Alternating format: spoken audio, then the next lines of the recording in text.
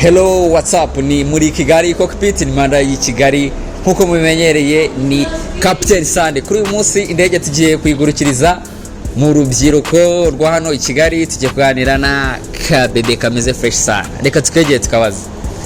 Hello. Hi. Meze bite? Saba. Meze neza? Meze neza, izuba ni hatari. Izuba ni hatari. Ewana, bakwita nde? Nitwa Sandrine Iradukunda, niga muri East African University. Sandrine uri keza. Urakoze cyane. Mfite akabazo kamwe ngiye kukubaza ubundi ukansubiza. Urumva uri tayari? Iyo wumvishe ijambo umwerera wumva ari iki?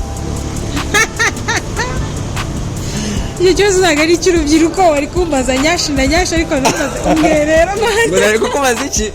Nyashi.